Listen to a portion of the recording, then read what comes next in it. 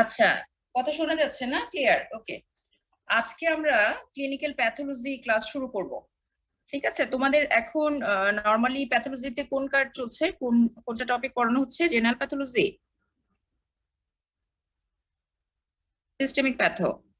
আচ্ছা আচ্ছা, আজকে আমরা ক্লিনিক্যাল প্যাথোলজি শুরু করব। হ্যাঁ, এবং এই ক্লিনিক্যাল প্যাথোলজি সম্পর্কে একটু বলি তোমাদের। মোটামুটি সবাই কি জয়েন করেছো?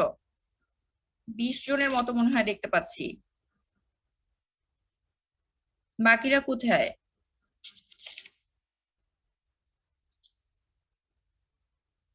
ক্লাস করার ট্রাই করবে। হ্যাঁ, ক্লাসগুলি খুব ইম্পর্টেন্ট। যে ক্লাসে দেখা যায় যে স্যার ম্যাডামরা খুব ইম্পর্টেন্ট কিছু বলেন, এবং এই জিনিসগুলি আমাদের পরে ভাইভাতে গিয়ে অনেক অনেক কাজে লাগে। এই জন্য ক্লাস না করলে, এমনিতেই তো এখন ক্লাস নেওয়াটা সম্ভব হচ্ছে না সামনাসামনি, তারপরও যতটুকু পারা যায় অনলাইনে। আচ্ছা, তাহলে আমরা শুরু করি। আমরা আজকে ক্লিনিক্যাল প্যাথোলজি 3টা আইটেম আমি তোমাদের পড়িয়ে দেবো। হ্যাঁ, আচ্ছা, ক্লিনিক্যাল প্যাথোলজি সম্পর্কে একটু বলি। যে প্যাথোলজির মধ্যে সবচেয়ে সবচেয়ে ইজি পার্ট হচ্ছে ক্লিনিক্যাল প্যাথোলজি। ঠিক আছে, 7টা আইটেম এবং ভেরি ইজি। মানে তুমি যদি সময় দাও তাহলে আহ, 1 থেকে 2 ঘন্টার বেশি সময় লাগার কথা না এক একটা আইটেম।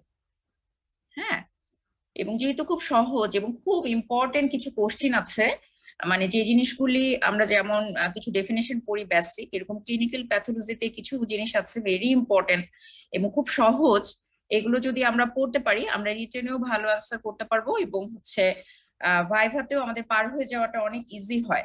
ঠিক আছে, কিন্তু আমাদের যেটা সমস্যা হয়, তোমরা যেটা করো যে এটা ইজি পার্ট বলে এই অংশটা মনে করো যে হ্যাঁ ক্লিনিক্যাল প্যাথো পরে পড়বো, বা এটা সহজ, এটা হয়ে যাবে, বা পরীক্ষার আগে পড়বো।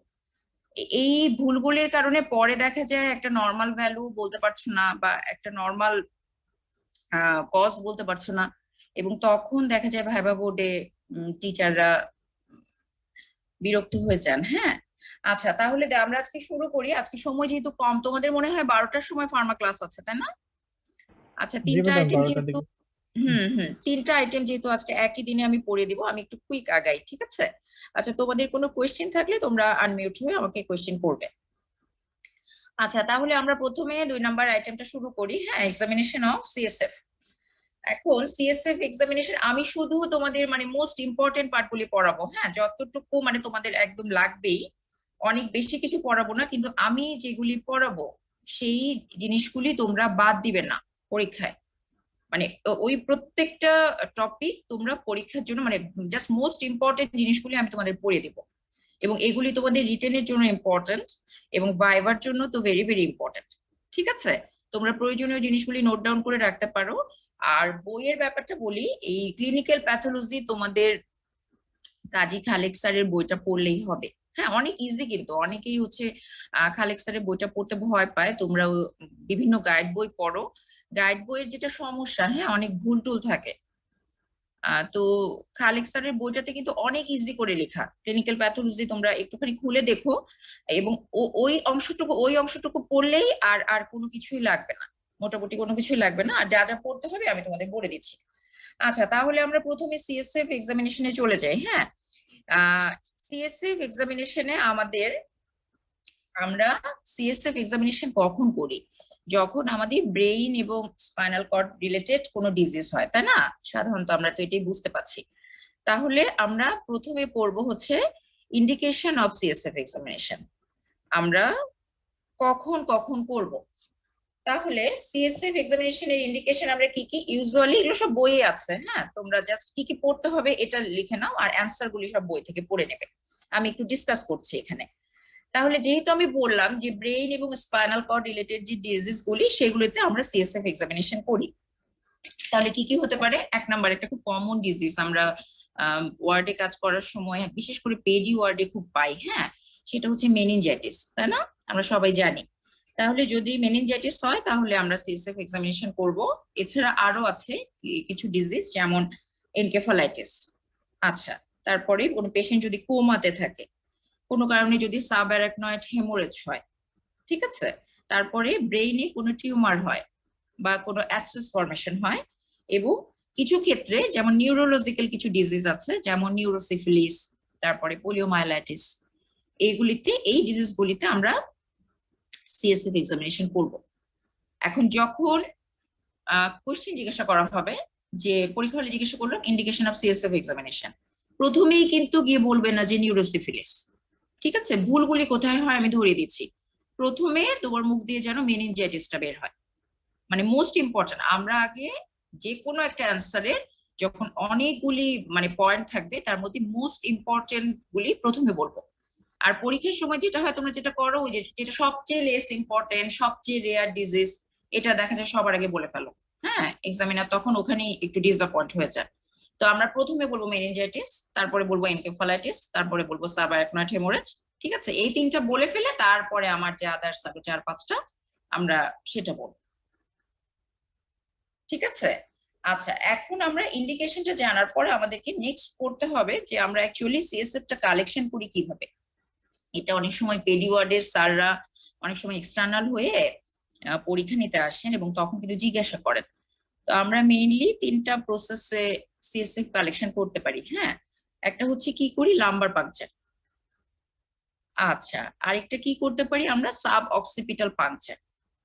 ঠিক আছে, আর আরেকটা করতে পারি যে যখন কোনো নিউরোসার্জারি হয়, মানে ওপেন করার পরে আমরা কালেক্ট করতে পারি, মানে collection from ventricle by open surgery. এই 3টা প্রসেস হচ্ছে সিএসএফ কালেকশনের। এখন এই যে আমি সিএসএফ কালেকশন করলাম, এখন এখানে আমরা ইউজুয়ালি কি কি টেস্ট করব। হ্যাঁ, থার্ড কোশ্চেনটা হচ্ছে হোয়াট আর দ্য মানে routine laboratory examinations of CSF, এটা কিন্তু তোমাদের রিটেনেও আসে। হ্যাঁ, তাহলে রুটিনলি আমরা কি কি টেস্ট করি এবং একটা সিএসএফ টেস্ট করলে আমরা নর্মাল ফাইন্ডিংসটা কি কি পাই। ঠিক আছে, নর্মাল ফাইন্ডিংসটা কিন্তু আমাদের একদম মুখস্থ রাখতে হবে। আচ্ছা, তাহলে আমরা টেস্ট কি কি করি, কিছু ফিজিক্যাল টেস্ট করি, তারপরে কিছু কেমিক্যাল এক্সামিনেশন করি, আর কি করি, কিছু মাইক্রোস্কোপিক এক্সামিনেশন করি। আচ্ছা, এখন ফিজিক্যাল এক্সামিনেশনে আমরা কি কি দেখি, দেখবো আমরা সিএসএফ এর অ্যামাউন্ট, তাই না? তাহলে নর্মাল অ্যামাউন্ট কতটুকু হবে, ইউজুয়ালি 100 to 150 ml। আচ্ছা, তারপরে নর্মাল কালারটা কেমন হবে সিএসএফ এর, ইউজুয়ালি এটা ট্রান্সপারেন্ট হয়, কালারলেস হয়। আচ্ছা, যখনই কালারটা চেঞ্জ হয়ে গেল, এগুলি হচ্ছে নর্মাল ফাইন্ডিং, আমরা নর্মালটা মনে রাখবো, তারপরে হচ্ছে আমরা অ্যাবনর্মালটা পড়বো, যে কালার চেঞ্জ হলে কোন কালারে কোন ধরনের ডিজিজ হচ্ছে। ঠিক আছে, তাহলে আমরা ফিজিক্যাল এক্সামিনেশনে কি কি দেখলাম, অ্যামাউন্ট দেখলাম, কালার দেখলাম, তারপরে সেটা ট্রান্সপারেন্ট কিনা দেখলাম। ইউজুয়ালি কিন্তু একদম ক্লিয়ার হয়, ক্রিস্টাল ক্লিয়ার। তাহলে ট্রান্সপারেন্সিটা দেখলাম, তারপরে কোনো ক্লট ফরমেশন হয়েছে কিনা সেটা দেখলাম, এবং হচ্ছে সিএসএফ এর প্রেসারটা দেখবো। ঠিক আছে, এইগুলি নর্মাল ভ্যালুগুলি সব বইয়ে খুব সুন্দরভাবে চমৎকার করে দেওয়া আছে, নর্মাল ভ্যালুগুলি তোমরা সব পড়ে নেবে। আচ্ছা, তারপরে কিছু কেমিক্যাল এক্সামিনেশন করি। আচ্ছা, কেমিক্যাল এক্সামিনেশন আমরা কি কি দেখি, 4টা জিনিস দেখি। হ্যাঁ, আমরা রিঅ্যাকশনটা দেখবো, মানে পিএইচটা কেমন, তারপরে সেখানে প্রোটিন কতটুকু আছে, তারপরে গ্লুকোজ কতটুকু আছে, আর ক্লোরাইড। ইউজুয়ালি সিএসএফ এই 3টাই দেখা হয়, প্রোটিন, গ্লুকোজ এন্ড হচ্ছে ক্লোরাইড। আচ্ছা, আর কিছু মাইক্রোস্কোপিক এক্সামিনেশন করতে পারি, যেমন যখন আমি একটু পরেই পড়াবো তোমাদের যে মেনিনজাইটিস, বিভিন্ন রকমের মেনিনজাইটিস এর মানে সিএসএফ ফাইন্ডিংস। তো তখন দেখা যায় যে আমরা যদি পায়োজেনিক মেনিনজাইটিস হয়, তখন আমরা ওখানে কিছু ব্যাকটেরিয়া পাই, হ্যাঁ, কালচার করলে কিছু গ্রোথ পাই, এরকম। তাহলে মাইক্রোস্কোপিক এক্সামিনেশনে আমরা কিছু সাইটোলজিক্যাল টেস্ট করব, কিছু ব্যাকটেরিওলজিক্যাল টেস্ট করি, এবং কিছু আদার্স এক্সামিনেশন করি। যেমন ওই যে বললাম তোমাদের যে কিছু সেল দেখবো, আমরা স্টেনিং করব, গ্রাম স্টেনিং করব, তারপরে কালচার করতে পারি। এছাড়া যদি আমরা নিউরোসিফিলিস মানে সাসপেক্ট করি, তাহলে আমরা ভিডিআরএল টেস্ট করতে পারি। হ্যাঁ, এই জাতীয় টেস্টগুলি হচ্ছে মাইক্রোস্কোপিক এক্সামিনেশন। আচ্ছা, এটা গেল আমাদের routine laboratory examination of CSF. ঠিক আছে, এটা আসলে আমরা এই জিনিসগুলি মেনশন করে দেব। আচ্ছা, এখন সাথে আমরা নর্মাল কম্পোজিশন অফ সিএসএফ টা পড়ে ফেললাম। হ্যাঁ, এটা কিন্তু ভাইবাতে জিজ্ঞাসা করে। তাহলে যদি কোশ্চেন করে যে নর্মাল কম্পোজিশন অফ সিএসএফ, একদম সাথে সাথে আমরা বলে দেবো যে amount, normal amount 100 to 150 ml, তারপরে অ্যাপিয়ারেন্স ইউজুয়ালি কালারলেস, ক্লিয়ার। হ্যাঁ, নর্মাল রিঅ্যাকশন হচ্ছে স্লাইটলি অ্যালকালাইন, হ্যাঁ, পিএইচটা একটু বেশি থাকে, তারপর প্রোটিন কতটুকু থাকে, usually 15 to 45 milligram per decilitre. বই থেকে তোমরা এগুলো সব পড়ে নেবে। প্রোটিনের অ্যামাউন্ট, গ্লুকোজের অ্যামাউন্ট, ক্লোরাইডের অ্যামাউন্ট, ঠিক আছে। ইউজুয়ালি কোন টাইপের সেল থাকে, কিছু সেল প্রেজেন্ট থাকে, এটা হচ্ছে নর্মাল কম্পোজিশন। আচ্ছা, নর্মাল কম্পোজিশনটা পড়ে ফেলার পর এখন আমরা আমরা নর্মাল ফাইন্ডিং সবগুলি পড়ে ফেললাম।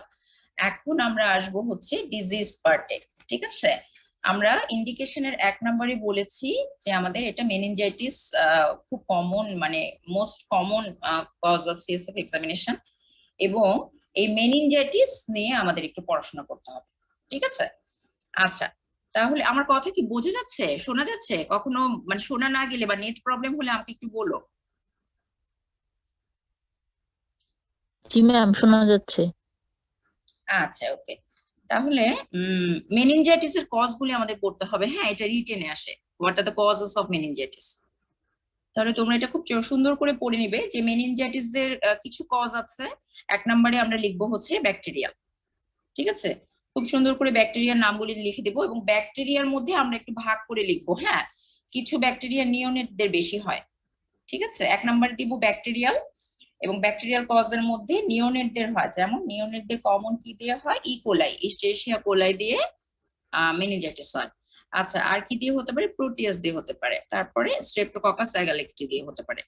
আচ্ছা, এছাড়া কিছু প্রি স্কুল চাইল্ডদের হয়। হ্যাঁ, যারা প্রি স্কুলে যাওয়ার আগে বাচ্চাদের আবার কমনলি হয় হচ্ছে হেমোফাইলাস ইনফ্লুয়েঞ্জি দিয়ে, ঠিক আছে। তারপরে সেকেন্ড কমন হচ্ছে তোমার নাইসেরিয়া মেনিনজাইটিস দিয়ে, ঠিক আছে। এই গেল। আর হচ্ছে অ্যাডাল্টদের ক্ষেত্রেও আমাদের নাইসেরিয়া মেনিনজাইটিস দিয়ে হয়, এছাড়া স্ট্রেপ্টোককাস নিউমোনি দিয়েও হতে পারে। এগুলি আমরা ব্যাকটেরিয়াল গুলি খুব সুন্দর করে, যখন রিটেনে একটা কোশ্চেন আসবে তোমরা কিন্তু খুব সুন্দর করে পয়েন্ট পয়েন্ট করে লিখবে। আচ্ছা, ব্যাকটেরিয়ালটা 1 নম্বরে দিলাম, দিয়ে তারপরে আমরা দিব হচ্ছে ভাইরাল কি কি ডিজিজ আছে। আচ্ছা, ভাইরাল, তাহলে ভাইরাল কোন কোন ভাইরাস দিয়ে মেনিনজাইটিস হতে পারে আমরা বললাম একবার, তখন যে নিউরোসিফিলিস হয়, পোলিওমাইলাইটিস হয় বললাম না। তাহলে হচ্ছে এই ভাইরাসটা হচ্ছে এন্টারো ভাইরাস। হ্যাঁ, পোলিও ভাইরাস, তারপরে ইকো ভাইরাস, কক্সাকি ভাইরাস, তারপরে হার্পিস সিমপ্লেক্স ভাইরাস, এপস্টেইন বার virus, influenza virus, mum's virus, ঠিক আছে। এই সবগুলি ভাইরাসের নাম আমরা লিখে দেব। এছাড়া কিছু ফাঙ্গাস দিয়েও হতে পারে, ক্যান্ডিডা অ্যালবিকান্স, তারপর আরো মনে হয় কিছু আছে, এগুলো একটু তোমরা দেখে নিও। তাহলে আমরা ব্যাকটেরিয়া, ভাইরাস এবং ফাঙ্গাস, এই 3টা জানলাম হচ্ছে মেনিনজাইটিস এর কজ। আচ্ছা, এখন আমাদের এই চ্যাপ্টারের সবচেয়ে ইম্পর্টেন্ট কোশ্চেন, হ্যাঁ, সেটা হচ্ছে যে আমার lab findings of different types of meningitis. এটা হচ্ছে তোমরা এই কোশ্চেনটার পাশে লিখে রাখো, very very very very important, মানে আনলিমিটেড স্টার। হ্যাঁ, এই কোশ্চেনটা তোমাদের রিটেনে আসে, এই কোশ্চেনটা তোমাদের ইনভ্যারিয়েবলি ভাইভাতে জিজ্ঞাসা করা হয়, এবং ভাইভা বোর্ডে এইটা কিন্তু খুব সহজ। হ্যাঁ, ক্লিনিক্যাল প্যাথোলজির ব্যাপারটা বলি, যে এই ক্লিনিক্যাল প্যাথোলজিতে খুব ভালো অ্যান্সার করে ভাইভা বোর্ডে ভালো মার্কস তোলা কিন্তু অনেক ইজি। আমাদের হয় কি, প্যাথোলজি যেদিন ভাইভা থাকে আমরা, মানে তোমরা তো অলরেডি। আচ্ছা, আরেকটা জিনিস তোমাদের একটু বলি, আমি আজকে আসলে সময় অনেক কম, মানে একই দিনে 3টা আইটেম পড়াবো, আমি এই জন্য অ্যাডিশনাল কথা বেশি বলতে পারছি না। একটু তোমাদেরকে বলি, তোমরা এই যে পড়াশোনা করছো এখন, তো আনফরচুনেটলি তোমরা এসে হলে থেকে সামনে ক্লাস করে পড়তে পারছো না, কিন্তু সিনিয়রদের সাথে কিন্তু কন্ট্যাক্ট রাখবে, ঠিক আছে। সিনিয়রদের সাথে কন্ট্যাক্ট রাখবে, 1 নাম্বার কথা। 2 নাম্বার কথা হচ্ছে নিজের ব্যাচমেটদের সাথে কন্ট্যাক্ট রাখবে অ্যাবাউট স্টাডি। মানে আমরা আমাদের ফ্রেন্ডদের সাথে শুধুমাত্র ফেসবুকে, মেসেঞ্জারে কানেক্টেড থাকলেই কানেক্টেড থাকি না, ঠিক আছে। আমাদের যেটা হয়, আমি লাস্টলি যে পরীক্ষাটা প্রফটা নিলাম তোমাদের সিনিয়র আপু ভাইয়াদের, যেটা দেখা গেল যে ওরা পরীক্ষা দিল প্রায় টোটাল ছিল হচ্ছে 180 জনের মতো, 188। আচ্ছা, যেটা খুবই দুঃখের সাথে যেটা খেয়াল করলাম, যে আমি 12 দিন পরীক্ষা নিলাম, এবং 12 দিন যে তারা পরীক্ষা দিল, তাদের মানে আজকে যারা পরীক্ষা দিয়ে গেল, আগামী কালকে যারা দিবে, তারা কেউ আগের গ্রুপের ফ্রেন্ডদের কাছে কোশ্চেন গুলি শোনেনি, যে তোকে কি কোশ্চেন জিজ্ঞাসা করলো। আমরা যখন মেডিকেলে পড়েছি আমরা কি করতাম, যে যেই না হচ্ছে যদি আমার 3য় দিনে ভাইভা থাকে, বা প্র্যাকটিক্যাল থাকে বা অসপি থাকে, আমি কি করতাম, প্রথম 2 দিন যারা পরীক্ষা দিয়ে আসছে ওদের যতই অন্য ডিপার্টমেন্টের ভাইবা থাকুক, হ্যাঁ অনেকেই অনেক চাপের মধ্যে থাকে, একসাথে অনেকগুলি ভাইবা চলতে থাকে, যেটাই হোক এক ফাঁকে গিয়ে একটু বল না, একটু বল না, কি কি ধরছে তোকে, কি কি, চট করে একটু হয়তো বাথরুমে বেসিনের সামনে দেখা হলো, একটু বলতো অসপিতে কি কি ছিল, স্টেশনগুলিতে কি কি ছিল। তো আমি খুব আশ্চর্য হয়ে এবার খেয়াল করলাম যে এই যে 188 জন পরীক্ষা দিল তারা কিন্তু আগের দিনে কি কি ছিল অসপি স্টেশনে এটা কেউই আগের জনের কাছ থেকে শুনে যায়নি। কারণ আমি মোস্টলি একই কোশ্চিন দিয়েছি পরীক্ষায়, আগের দিনে যেটা দিয়েছি পরের দিনে দেখা গিয়েছে 50-60% ওই আগেরগুলি ছিল। কিন্তু আশ্চর্যজনক ভাবে মানে নর্মাল জিনিসটাই আইডেন্টিফাই, আগে তো আমি অসপির একটা স্টেশন আমি আইডেন্টিফাই করবো যে জিনিসটা কি, তারপরে আমি ওই রিলেটেড কোশ্চেনের আনসার লিখবো, তাই না? যেমন ধরো এই যে যেমন আমি সিএসএফ পড়াচ্ছি তোমাদের, তাহলে সিএসএফ থেকে অসপিতে আমি সাথে সাথে একটু অসপিটাও ডিসকাস করে দিচ্ছি আর কি। অসপিতে কি থাকতে পারে, একটা লাম্বার পাংচার নিডিল দিয়ে দিতে পারি, তাই না? একটা হয়তো লাম্বার পাংচার নিডিল টেবিলে থাকলো এবং সাথে তোমার একটা কোশ্চেন থাকলো যে what are the findings of lab findings of pyogenic meningitis. তো যেটা দেখা গেল যে লাম্বার পাংচার নিডিলটাই আইডেন্টিফাই করতে পারে, লাম্বার পাংচার নিডিলের জায়গায় লিখে দিচ্ছে স্পাইনোকিন নিডিল, হ্যাঁ, তারপরে আরো কি নিডিল সেটা ডেসক্রিপশন, মানে আমি যদি তোমাদের সেই খাতা দেখাতে পারতাম, মানে অদ্ভুত, মানে পরীক্ষার হলে অদ্ভুত উপন্যাস রচনা, একটা লাম্বার পাংচার নিডিল, একটা বোন ম্যারো অ্যাসপিরেশন নিডিলের যে বর্ণনা, হ্যাঁ, মানে কষ্ট লাগে আবার হাসি আটকে রাখাও কঠিন হয়ে যায়, ব্যাপারটা এরকম। তো আমি চাই না যে তোমাদের ক্ষেত্রে, যেহেতু তোমাদের এখন আমি ক্লিনিক্যাল প্যাথোলজি পড়িয়ে দিচ্ছি, আমি পড়াবো, অন্যান্য ম্যাডামরা পড়াবেন, এবং তোমাদের পারফরমেন্সে যেন এই জিনিসটা না আসে। পরে দেখা গেল যে ম্যাডামরা ডাক দিয়ে আমাদেরকে বললেন যে এই অবস্থা কেন, স্টুডেন্টদের কিছুই তো আইডেন্টিফাই করতে পারছে না, প্র্যাকটিক্যালে একটা ইউজুয়াল কোশ্চেনের অ্যান্সার দিতে পারছে না, ঠিক আছে? এই কারণে তোমরা কানেক্টেড থাকবে সবার সাথে, কানেক্টেড তোমরা সবাই থাকো সবার সাথে, সারাক্ষণই মেসেঞ্জারে সবাই অনলাইন, কিন্তু যেটা হচ্ছে পড়াশোনা রিলেটেড কানেকশনও কিছু রাখতে হবে। কি পড়া হলো, চল এটা একটু পড়ি, আজকে আমরা একটু এটা ডিসকাস করি, হ্যাঁ। অনলাইনে কিন্তু গ্রুপ স্টাডি করা পসিবল, তাই না? আমরা একসাথে কত গ্রুপ কল করি, ভিডিও কল করি, এভাবে কিন্তু পসিবল, চাইলে সবই হয়। এবং তোমাদের যেহেতু সময় আছে এখন হাতে, ক্লাস হচ্ছে না, বাসায় থেকে থেকে পড়াশোনা করতে পারছো, মায়ের হাতে রান্না খেয়ে পড়াশোনা করা যাচ্ছে, যতটুকু সময় পাবে পড়বে, এটা তোমারই কাজে লাগবে, তোমার পুরো লাইফে কাজে লাগবে, not only in professional examination. আচ্ছা, তাহলে আমরা হচ্ছে এই যে সবচেয়ে ইম্পর্টেন্ট কোশ্চেনটাতে চলে যাই যে what are the lab findings of different type of meningitis. ঠিক আছে, তাহলে আমরা মেইনলি 3 ধরনের মেনিনজাইটিস এর ফাইন্ডিংসটা পড়বো। খুব চমৎকার করে কাজী খালেক স্যারের বইয়ে একটা চার্ট দেয়া আছে, জাস্ট চার্টটা মুখস্থ করে ফেলবে, ব্যাস ঝামেলা শেষ। একবার মুখস্থ করে ফেললে এটা মনেও থাকে, হ্যাঁ, সহজ। আচ্ছা, তাহলে কি হয় যে আমরা কিছু জিনিস দেখি, বললাম না সিএসএফ এ যে কালার দেখি, প্রেসার দেখি, সেল কাউন্ট দেখি। তাহলে কালার যখন আমরা দেখব তখন পায়োজেনিক মেনিনজাইটিস কেমন পাবো? নর্মাল সিএসএফ আমি তোমাদের বললাম যে কালারলেস হয়, হ্যাঁ, ক্লিয়ার হয়। তাহলে যখন আমরা পায়োজেনিক মেনিনজাইটিস তখন কালারটা পাবো হচ্ছে কিছুটা ক্লাউডি। পায়োজেনিক মানেই তো ওখানে ব্যাকটেরিয়া ভর্তি, তাই না? মনে রাখবে ওখানে পাস, ব্যাকটেরিয়া মানে পাস, পায়োজেনিক মানে পাস, তাহলে ওখানে কালারটা হয়ে যাবে ক্লাউডি, হেজি অথবা পুরুলেন্ট, হ্যাঁ, লাইক থিক হয়ে যাবে। আচ্ছা, যদি টিউবারকুলার মেনিনজাইটিস হয় তাহলে আবার কালারটা অনেক সময় ক্লিয়ার থাকতে পারে, আবার কখনো কখনো ক্লাউডি হতে পারে। কিন্তু যদি ভাইরাল মেনিনজাইটিস হয়, 3টা মেনিনজাইটিস এর ফাইন্ডিং করবো, হ্যাঁ, পায়োজেনিক, টিউবারকুলার এন্ড ভাইরাল।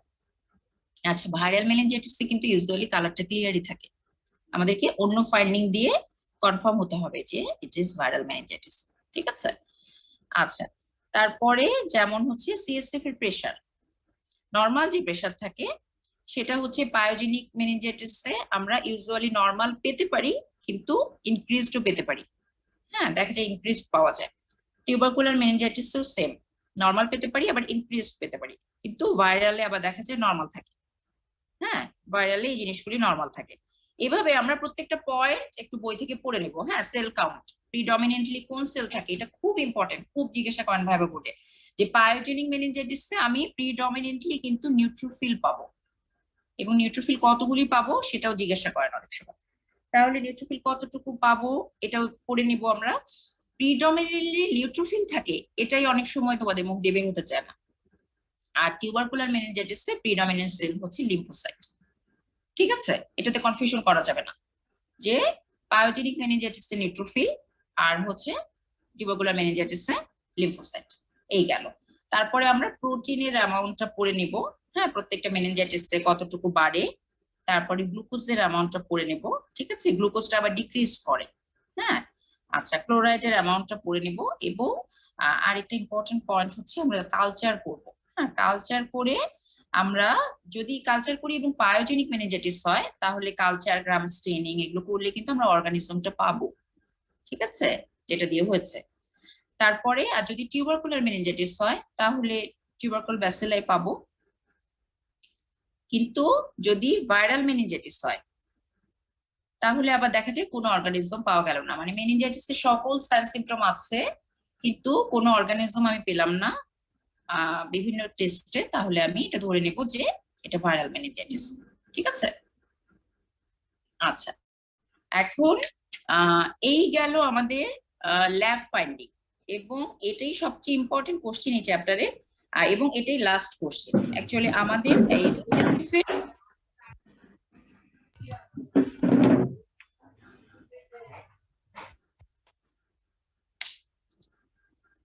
কেউ কি কিছু বলতে চাও? আচ্ছা, তাহলে আমরা সিএসএফ এ এই জিনিসগুলি সব পড়ে ফেললাম, এবং এই কয়টা জিনিসই ইম্পর্টেন্ট। ঠিক আছে, এর বেশি কিছু তোমাদের পড়ার দরকার নেই।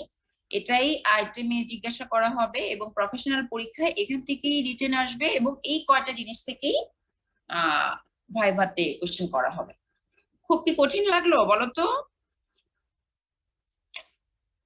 মাথা ঘুরছে না নাকি? ম্যাডাম। কি বলে এক টানা কি বলে যাচ্ছে, বই খুললে ইজি লাগবে। হ্যাঁ, তোমরা যেটা করবে শোনো, একটা আইটেম পড়তে ক্লিনিক্যাল প্যাথোলজি সময় লাগবে মোট 2 ঘন্টা, কোনোভাবেই নট মোর দেন 2 আওয়ার্স।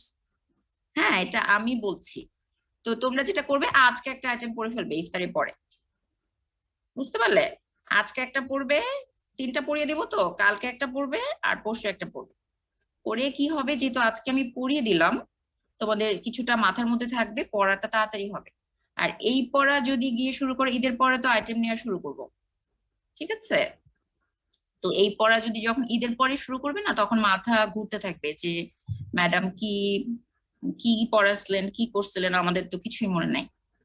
এই জন্য আজকে একটা আইটেম পড়ে ফেলবে, কালকে একটা পড়ে ফেলবে, পরশু একটা পড়ে ফেলবে। ঈদ এখনো অনেক দেরি আছে, পড়ে ফেললে কাজটা হয়ে থাকলো। তারপর যেদিন আইটেমের ডেট দিব তার আগের দিন একটু রিভাইজ করে নেবে, শেষ। আচ্ছা, তাহলে আমরা একটু দ্রুত আগাই। হ্যাঁ ম্যাডাম, আচ্ছা, তোমরা সবাই মিউট হয়ে থাকো। হ্যাঁ, যখন তোমাদের কোনো কোশ্চেন থাকবে বা ক্লাস শেষে তখন তোমরা আনমিউট হয়ে আমাকে কোশ্চেন করো, সমস্যা নেই। আচ্ছা, তাহলে লিভার ফাংশন টেস্টে আমরা চলে যাই। হ্যাঁ, 6 নাম্বার আইটেমে। তাহলে লিভার ফাংশন টেস্টে আমরা কি কি করি? লিভার ফাংশন টেস্টের অনেক কিছুই তোমরা জানো। হ্যাঁ, আমরা ফিজিওলজিতে অনেক কিছুই পড়ে আসি, এই কারণে এটা একটু ইজি লাগার কথা। তাহলে লিভার ফাংশন টেস্টে আমরা এই সিএসএফ এর মতোই প্রথমে পড়বো হচ্ছে ইন্ডিকেশন, কখন করি। তাহলে লিভারের ফাংশন আমরা কখন দেখবো? যখন লিভারের কোনো ডিজিজ হবে, তাই না? আর লিভারের সবচেয়ে কমন ডিজিজ হচ্ছে জন্ডিস, কমন সিমটম অ্যাকচুয়ালি। হ্যাঁ, কমন সিমটম হচ্ছে জন্ডিস, এটা আমরা সবাই জানি, কম বেশি সবাই জানি। আচ্ছা, তাহলে ইন্ডিকেশন গুলি কি কি আমি একটু তোমাদের বলে দিই, সবকিছু বইয়ে আছে, তারপর একবার বলে দিচ্ছি। যে লিভার ফাংশন টেস্টের ইন্ডিকেশন হচ্ছে নাম্বার 1 হচ্ছে to differentiate different type of jaundice. আচ্ছা, তারপরে হচ্ছে to detect the nature and severity of liver disease.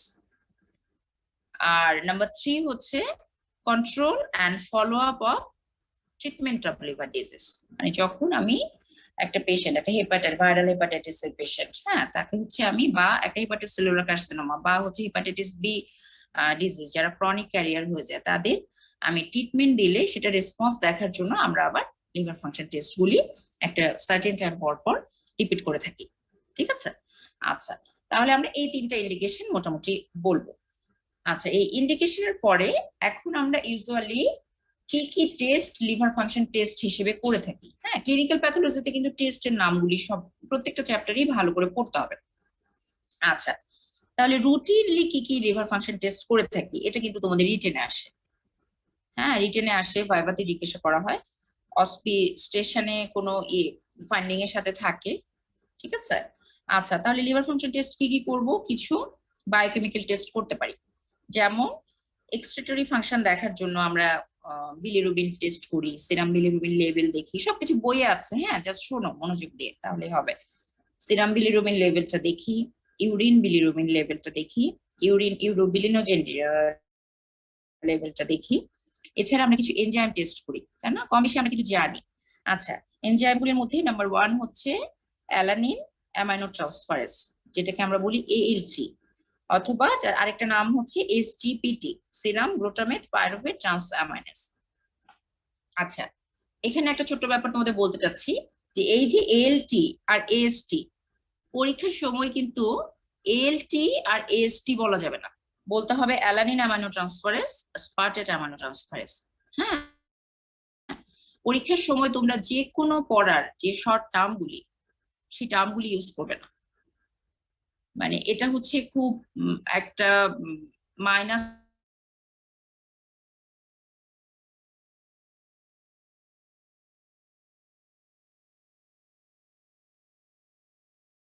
পরীক্ষা যখন আমি শুরু করব, মানে ভাইভা দেয়া এবং রিটেন খাতাও লেখা সেম জিনিস, যখন ভাইভা মানে it is a technique and definitely আমাদেরকে কিছু পয়েন্ট মাথায় রাখতে পারে। ভাইভার জন্য কিন্তু নিজেকে প্রিপেয়ার করার একটা বিষয় আছে, এবং এই কারণেই বলা হয় যে রিডিং পার্টনারশিপে পড়া। হ্যাঁ, যে আমরা একজন আরেকজনকে বলবো, কারণ হচ্ছে যখন এই যে আমি তোমার একটা ভাইভা পরীক্ষা নিতে বসবো, তখন কিন্তু জাস্ট তুমি যখন ইন করলে, হ্যাঁ, তোমার প্রথম আমি যখন তোমার নাম জিজ্ঞাসা করব, তখন থেকে কিন্তু তোমার পরীক্ষা শুরু হয়ে গেল। ঠিক আছে। তোমাকে জিজ্ঞাসা করবো যে তোমার নাম কি, তোমার বাসা কোথায়, হ্যাঁ, to make you relax, to cope up with the examination environment. আচ্ছা, কিন্তু তুমি এই যে অ্যান্সারিংটা শুরু করলে, নাম বললে, তোমার অ্যাড্রেসটা বললে, তোমার বাসা কোথায় বললে, তোমার দু একটা হালকা কথা, কিন্তু এর মধ্যেই কিন্তু তোমার কনফিডেন্স লেভেলটা আমরা কিছুটা জাজ করে ফেলি। ঠিক আছে, যে হ্যাঁ, স্টুডেন্টটা কেমন, খুব সে কি খুব ভয় আছে, সে কি পরীক্ষার জন্য প্রিপেয়ার যথেষ্ট, সে কতটুকু কনফিডেন্ট। আমি যখন আমার ভেতরে নলেজ থাকবে, হ্যাঁ, এবং সঠিক নলেজ থাকবে, তখন কিন্তু আমি কনফিডেন্ট হব। এবং ভাইবা বোর্ডে তোমরা যেটা করো, হ্যাঁ, অনেকেই যেটা করো, যে গলার আওয়াজই বের হচ্ছে না, শোনা যাচ্ছে না, হ্যাঁ, এই কাজটা আমরা কখনো করব না। আমি যেটা পারি, যা পারি আমি লাউডলি বলবো, আমি যেটা পারছি না সেটা আমি হয়তো বলবো যে ম্যাডাম আমার এই মুহূর্তে এটা মনে পড়ছে না। ঠিক আছে, কিন্তু ওই যে এদিকে তাকালাম, ওদিকে তাকালাম, ডানে বায়ে লেকচারার ম্যাডামের দিকে তাকালাম, হ্যাঁ, ওদিকে তাকালাম, দরজার দিকে তাকালাম, ফ্যানের দিকে তাকালাম, এদিক ওদিক তাকায় মনে করার চেষ্টা করলাম, অ্যান্সার যেটা আমি পারছি না সেটা বেসিক্যালি আকাশ বাতাস খুঁজে তো মনে পড়বে না। আমাকে কিন্তু নেক্সট কোয়েশ্চেনটা করার সুযোগ দিতে হবে, সময় চলে যায়। ঠিক আছে, আমরা যখন একটা অ্যান্সার পারি না, তখন ওই চুপ করে থেকে ও আ করতে করতে কিন্তু সময় নষ্ট করে ফেলি। আমি যদি একটু স্মার্টলি অ্যান্সারটা দিয়ে দিই যে ম্যাডাম আমার এই মুহূর্তে এটা মনে পড়ছে না, তাহলে আমি তখন তোমাকে আরেকটা নেক্সট কোশ্চেন করবো। এবং তোমার যদি এমন হয় অ্যাকচুয়ালি তুমি ওটা মনে করতে পারছো না, তাহলে তুমি নেক্সটটা পারবে। এবং তুমি যত বেশি কোশ্চেনের অ্যান্সার দিবে, তত তোমার পাস করার পসিবিলিটি বেড়ে যাবে। এই জন্য ভাইভা বোর্ডে আমরা কখনোই কোনো কোশ্চেনের অ্যান্সার আসতে দিব না। আমি যতটুকু পারি সেটা হবে আমার একদম লাউড অ্যান্ড ক্লিয়ার। ঠিক আছে, ভাইভা বোর্ডে আমি কনফিডেন্ট থাকবো যে স্যার ম্যাডামরা যেন প্রথমেই চিন্তা করে না নেন যে এই স্টুডেন্টকে তো কিছুই বলতে পারতেছে না, একটু কোনো ধরনের মনে তো হচ্ছে কিছুই পড়ে আসেন। হ্যাঁ, এই ধরনের একটা ইমেজ যেন না হয়। প্রথমেই একটা ডেফিনেশন যখন জিজ্ঞাসা করবে, মানে ডেফিনেশন একদম ঝরঝরা বলে দেবো, টিউমারের ডেফিনেশন, উইলিস ডেফিনেশন, ওটাতে কিন্তু ইমেজটা তৈরি হয়ে যায় যে হ্যাঁ, আচ্ছা স্টুডেন্টটা তো পারে। তখন যদি তুমি 2-3টা কোশ্চেন নাও পারো, আমার মনে হবে আচ্ছা আসলেই মনে হয় ও মনে করতে পারছে না, ও তো ডেফিনেশন, তারপরে এই যে নর্মাল লেভেল, নর্মাল জন্ডিস, আমি জিজ্ঞাসা করলাম জন্ডিসের ডেফিনেশন, ক্লাসিফিকেশন, বাহ অনেক সুন্দর বলতে পারলো। তার মানে যখন কোশ্চেন আস্তে আস্তে কঠিন হবে, সেটা না পারলেও তোমার ফেল হবে না। ঠিক আছে, আচ্ছা, তাহলে আমরা কি করলাম, লিভারের এই যে অনেক কথা চলে আসছে, আসলে আজকে সময় কম। তাহলে লিভারের এনজাইম গুলি যখন আমরা বলবো, তখন আমরা কখন এটা বলবো না যে ম্যাডাম এএলটি এএসটি, হ্যাঁ আমরা বলবো alanine amino transferase, aspartate amino transferase. আচ্ছা, আর কি কি এনজাইম দেখি, অ্যালকালাইন ফসফেটেজ দেখি, গামা গ্লুটামিন ট্রান্সফারেজ দেখি। আচ্ছা, কিছু সিনথেটিক ফাংশন দেখি, এগুলো আমি আর ডিটেলসে যাচ্ছি না। আমরা কিছু মেটাবলিক ফাংশন দেখি, ঠিক আছে। তারপর কিছু আরো কিছু টেস্ট করি, যেমন ফেরিটিন লেভেল, তারপর আয়রন বাইন্ডিং ক্যাপাসিটি, হ্যাঁ পার্সেন্ট স্যাচুরেশন, তারপরে আলফা ফিটোপ্রোটিন, হ্যাঁ এগুলো সব তোমরা যখন রিটেনে আসবে খুব গুছিয়ে আনসারটা সুন্দর করে লিখে দিবে। আচ্ছা, এছাড়া যদি এমন হয় যে ভাইরাল মানে ভাইরাল হেপাটাইটিস আমি সাসপেক্ট করছি, তখন কিন্তু আমরা হেপাটাইটিস বি, হেপাটাইটিস এর জন্য কিছু সেরোলজিক্যাল টেস্ট করি, তাই না, ভাইরাল অ্যান্টিজেন দেখি, অ্যান্টিবডি দেখি, এগুলি আমরা অটো অ্যান্টিবডি দেখি, এগুলো সব আমরা নামগুলি লিখে দেবো। আচ্ছা, এরপরে এই চ্যাপ্টারের একটা ইম্পর্টেন্ট কোশ্চেন হচ্ছে জন্ডিস, ঠিক আছে। জন্ডিসের ডেফিনেশন এবং টাইপস মানে ঝরঝরা মুখস্থ করে ফেলতে হবে। হ্যাঁ, জন্ডিসের ডেফিনেশন বলার পরে যদি তুমি জন্ডিসের ডেফিনেশন বলতে না পারো, তুমি যদি পরীক্ষার হলে অ্যানিমিয়ার ডেফিনেশন বলতে না পারো, এগুলি আমরা ফিজিওলজিতে পড়ে আসি না।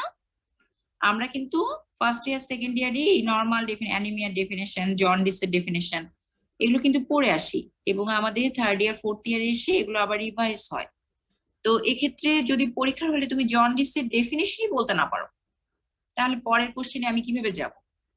হ্যাঁ, এই জন্য ডেফিনেশন তোমরা না করবে কি, আমি যেটা করতাম ওই ডেফিনেশন, এখন আমি জানি না তোমাদের পাওয়া যায় কিনা বা গাইডের মধ্যে, আমি ডেফিনেশন গুলি যেগুলো খুব ইম্পর্টেন্ট প্রত্যেকটা মানে আমার সাবজেক্ট ওয়াইজ, আমি আলাদা একটা খাতা বা রাইটিং প্যাডের মধ্যে ইম্পর্টেন্ট ডেফিনেশন গুলি লিখে রাখতাম।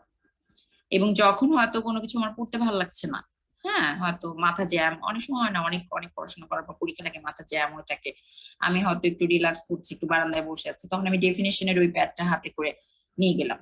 এবং ডেফিনেশন যেহেতু আমাকে পরীক্ষা শুরুই হবে আমার ডেফিনেশন দিয়ে, সো আমি ডেফিনেশন গুলি বারবার পড়লে হয় কি মুখস্থটা ভালো থাকে, ভাইবা বোর্ডে এসে এরকম করা লাগে না, বুঝতে পারলে। তাহলে জন্ডিসের ডেফিনেশনটা আমরা খুব ভালো করে মুখস্থ রাখবো, বইয়ের মধ্যে আছে, যেটা কি yellow coloration of the sclera, mucous membrane and হচ্ছে স্কিন।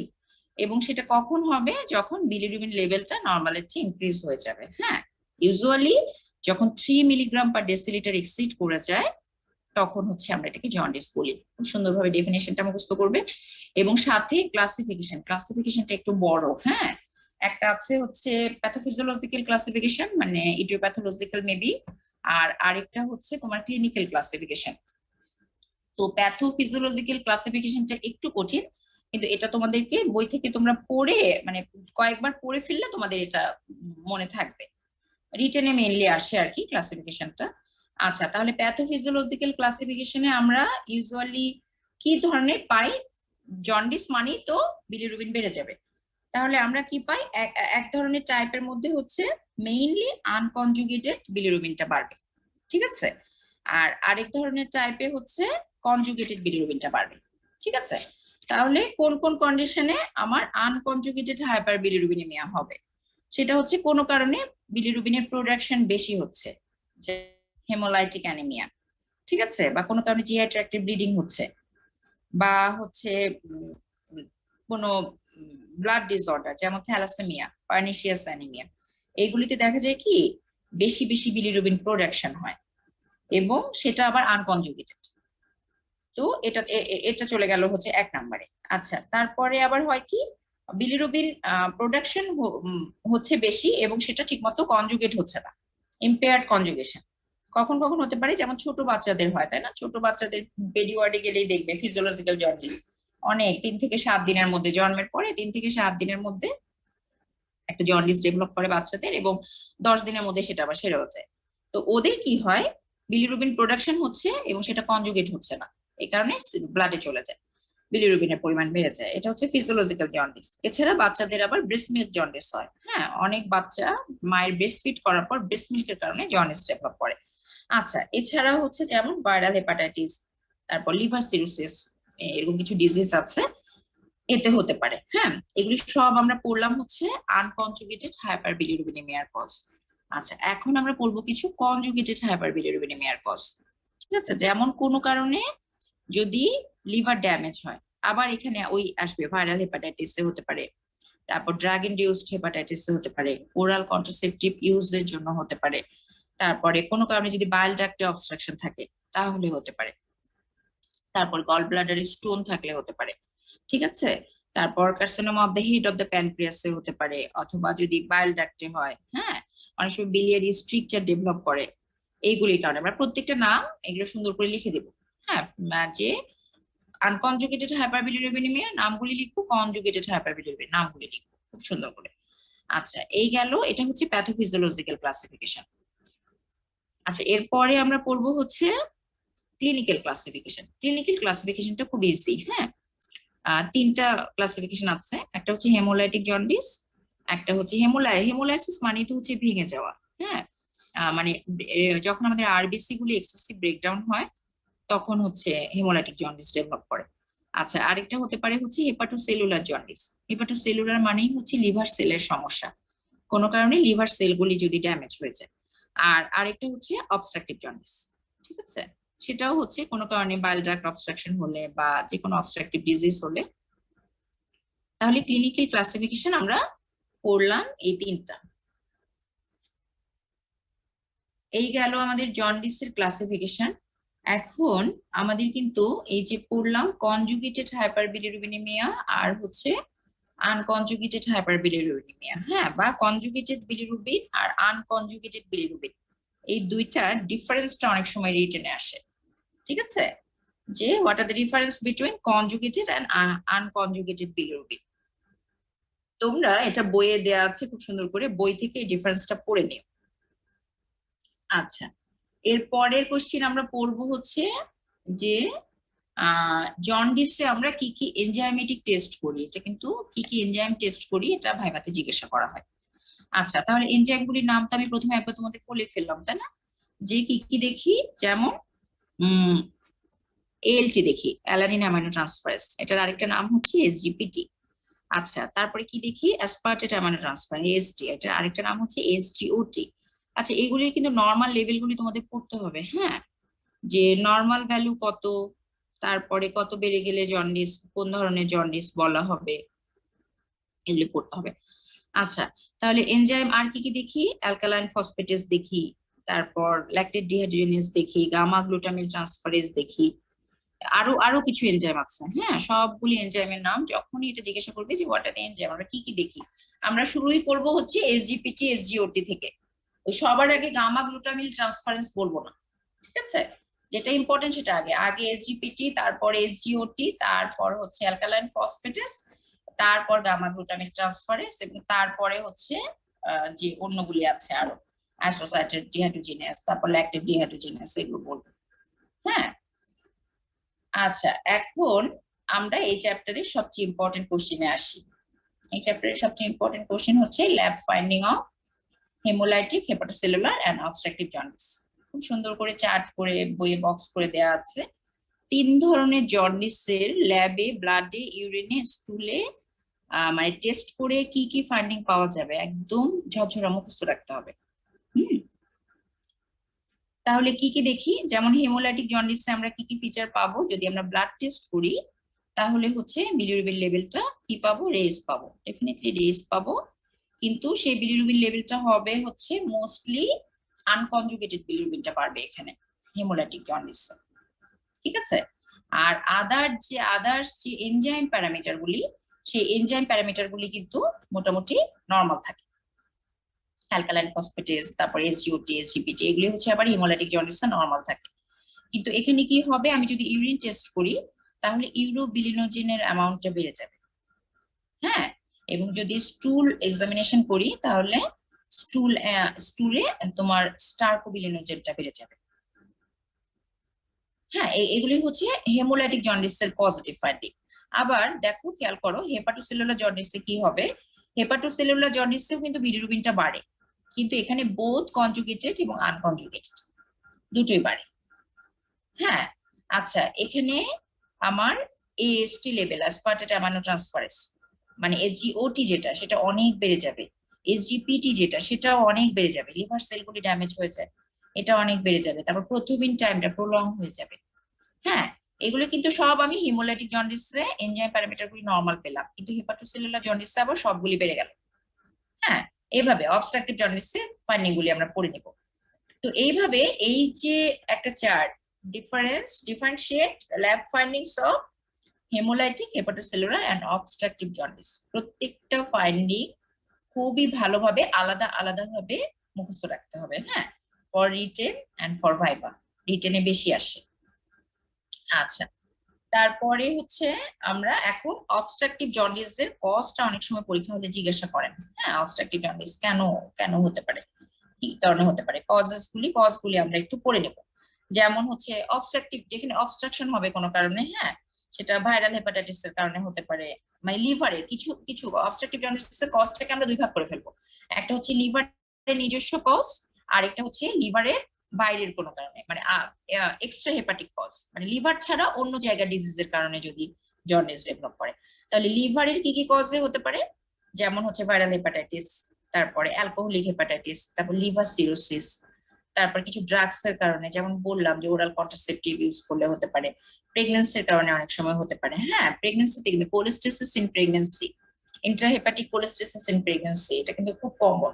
হ্যাঁ, প্রেগন্যান্সিতে অনেকেরই হয়, এবং আমরা যখন গাইনি ওয়ার্ডে ক্লাস করব তখন হয়তো বা পেতে পারি এরকম দু একটা পেশেন্ট। আবার হচ্ছে বাচ্চা ডেলিভারি হওয়ার পরে নিজে নিজেই সেরে যায়।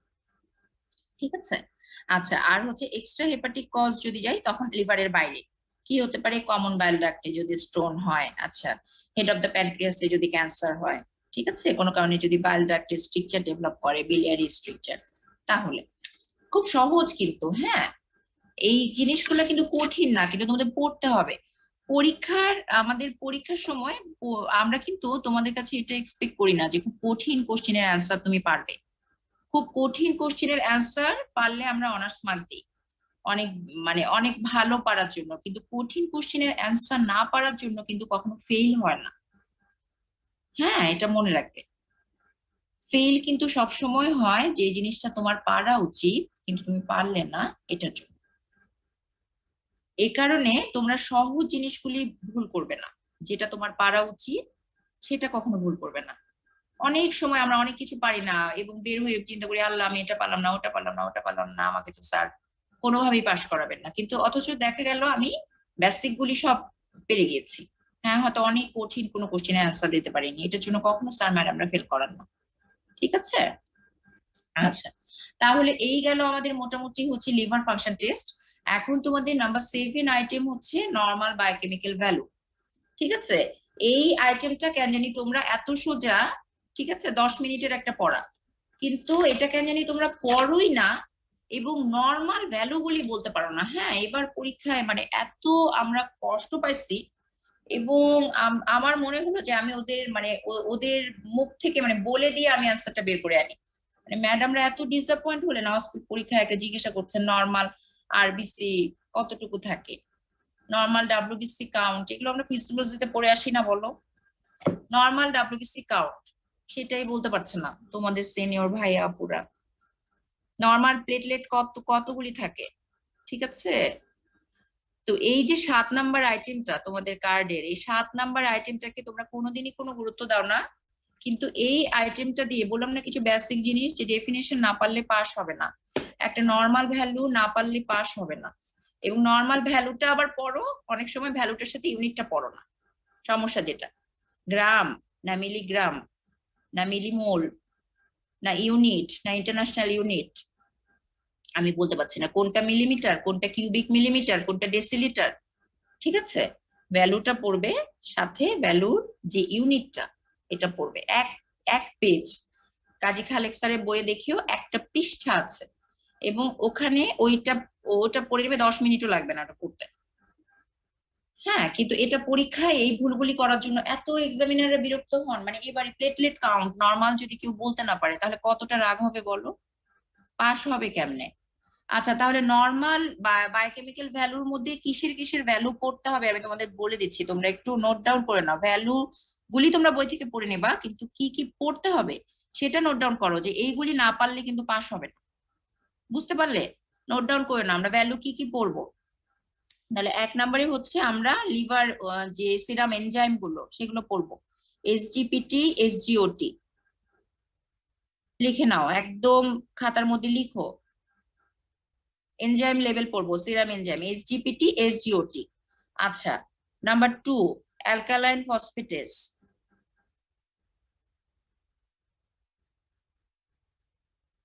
নাম্বার 3 লিখো ইউরিক অ্যাসিড।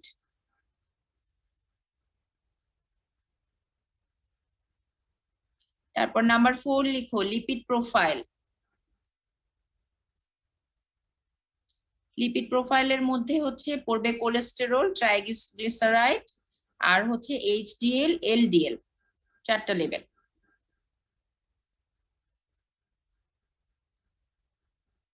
আচ্ছা, তারপরে পড়বে সিরাম ইলেকট্রোলাইট। এটার পাশে লিখে রাখো, ভেরি ভেরি ইম্পর্টেন্ট। আচ্ছা, কি কি লেভেল পড়বে? Sodium, potassium, chloride, calcium.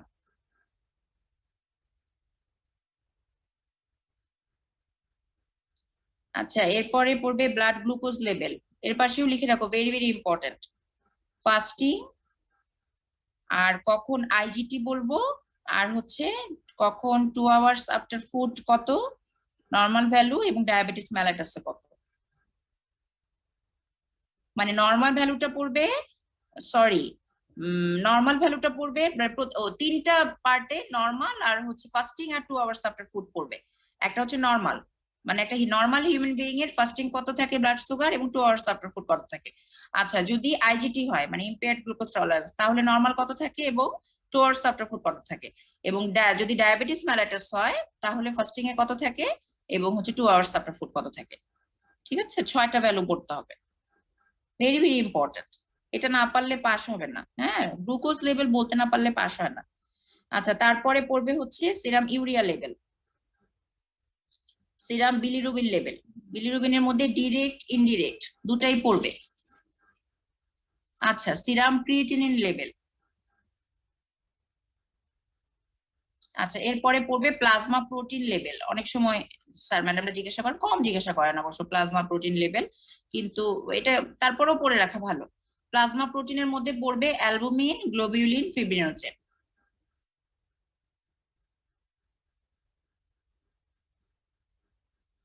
লিখেছো সবাই? লিখেছো নাকি ম্যাডাম বই থেকে পড়ে নিবো? লেখার দরকার নাই। ব্যাপারটা কি বলো তো? তোমরা কোশ্চেন টোশ্চেন কিছুই করছো না, কোনো কথাবার্তা নাই, আমি বুঝতেই পারছি না। তোমরা কি শুনতে পাচ্ছো আমার কথা? জি ম্যাম, জি পাচ্ছি। ম্যাডাম, শুনতে পাচ্ছি। জি ম্যাম। আচ্ছা, তাহলে এই যে নর্মাল ভ্যালু আমি যে কয়টা বললাম, এই কয়টা ভ্যালু উইথ ইউনিট, মানে কোনটা মিলিগ্রাম, কোনটা ইউনিট, কোনটা মিলিমোল, হ্যাঁ, কোনটা গ্রাম, কোনটা কিউবিক মিলিমিটার, এই জিনিসগুলি। এটা হচ্ছে শুধু বললাম ক্লিনিক্যাল প্যাথোলজি। আবার যখন তোমরা হেমাটোলজিতে যাবে তখন হেমাটোলজি গুলি পড়বে। ক্লিনিক্যাল প্যাথোলজির এই যে নর্মাল ভ্যালু যে কয়টা আমি লিখে দিলাম, এই কয়টার বাইরে কিছু জিজ্ঞাসা করে না, এবং এই কয়টা পড়লেই পরীক্ষায় পাস। ঠিক আছে, তাহলে মোটামুটি আজকে ঝড়ো গতিতে, যেহেতু সময় কম, ফার্মাকোলজি তোমাদের ক্লাসটা না থাকলে হয়তো আমি আরেকটু স্লো আর একটু ডিটেলসে যেতাম, যেহেতু তোমাদের আরেকটা ক্লাস আছে, এবং একই সাথে আমাদের একই দিনে আমার 3টা ক্লাস নেওয়া লাগলো। তো একটু ঝড়ো গতিতে আমি পড়িয়ে দিলাম, কিন্তু আমার মনে হয় যে আমি কোনো কিছু বাদ দেইনি, হ্যাঁ। এবং যে ইম্পর্টেন্ট জিনিসগুলি, আরো অনেক কিছুই পড়ানো শুরু করলে তো এখন অনেক কিছুই আছে, কিন্তু তোমাদের এক্সাম ওরিয়েন্টেড এবং ক্লিনিক্যাল প্যাথোলজি রিলেটেড এই কয়েকটা জিনিস জানলেই মোটামুটি তোমাদের ক্লিনিক্যাল প্যাথোলজি নলেজ সাফিসিয়েন্ট হবে আমি মনে করছি, হ্যাঁ।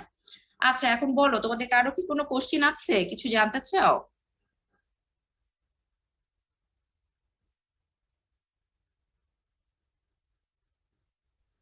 না ম্যাম।